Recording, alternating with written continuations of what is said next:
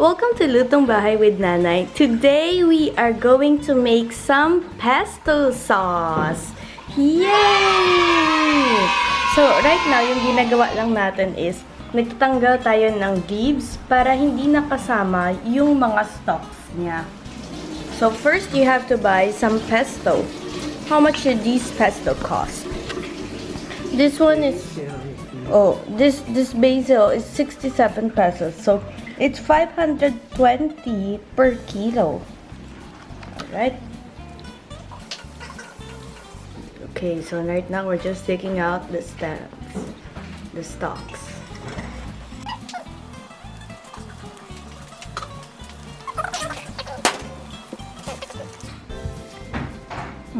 It's smelling so basically nice. So nice.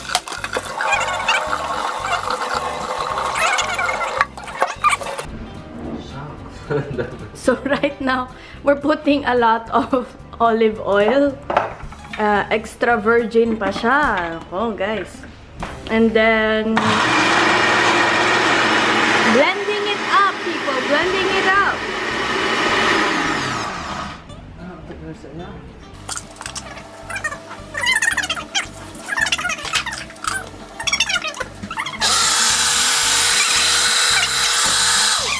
And then, napasok na din natin yung garlic.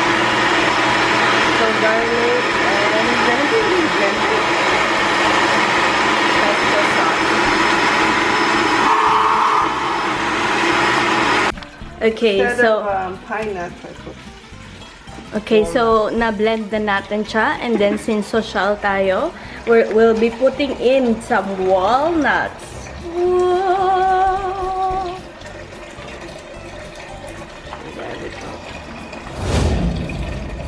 Walnuts in the house. Blending time again. And then we'll put in some salt. So actually, itong pesto, very expensive siya sa mga restaurants. But if we take a look here, kayang-kaya naman siya gawin.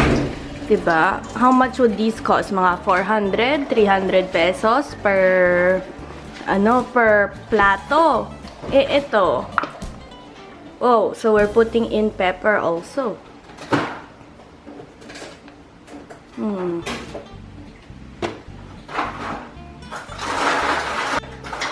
And there's some cheese as well. Oh, that's a lot of cheese.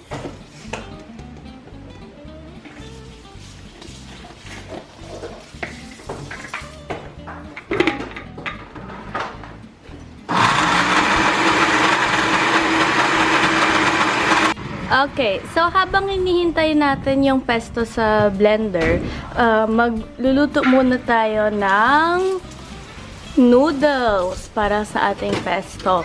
So, Ate Chana, anong kasama nitong tubig na yon? Nilagyan ng konting asin. Kano karaming asin siya? Malit, konti lang. Okay. Tapos mga... Ano pa yan, mamantika? Mga ilan minutes to? Basta pag kumukulo-kulo na siya. Kailangan kumukulo siya. Okay, pag kumukulo na siya. Nilagyan ng konting mantika para hindi siya magdidikit-dikit.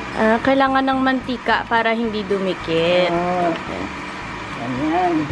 Okay. Pagkulo, saka ilagay. And then, pag kukulo na siya, lalagay natin yung noodles. Okay, balikan natin to mamaya.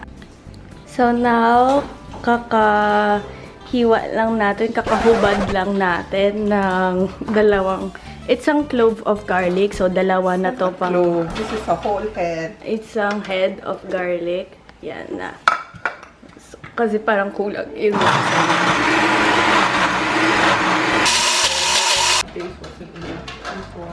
Okay. So, si Nanay, titikman niya. Is it Nanay approved now? Nanay likes it. So, now we're finished. This is it. This is the sauce for the pesto. Basil lang, mostly ang kailangan. And yeah, yung mga restaurants, they ask you to pay a lot for this. So, kayo sa bahay, kaya nyo na din maging social.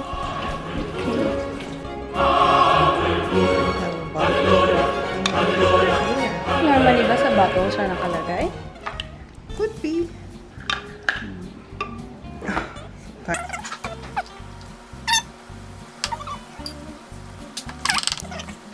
Balikan na natin yung noodles natin. So, bumubula na siya ngayon. Kaya, maglalagay na tayo ng noodles. Mga ilan minutes kaya to? Ha? Hanggang sa lumambot. Hanggang sa lumambot.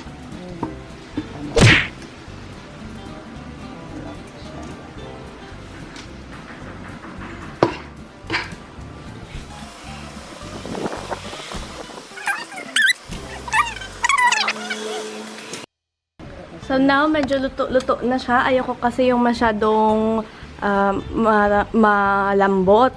Kaya okay na. Ngayon, tingnan nyo lang. Abang-abangan na kung okay na yung ano niya para sa inyo, yung tigas niya. Oh, there we have it. Pasta with some pesto. Okay, putting it here.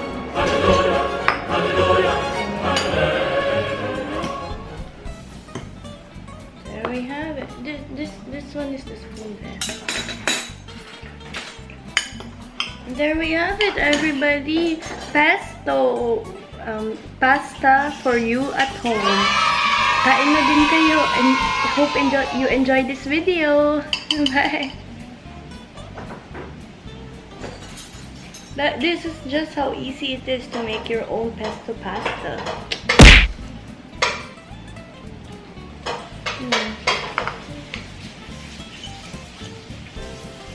Oh, the ano is so kicky.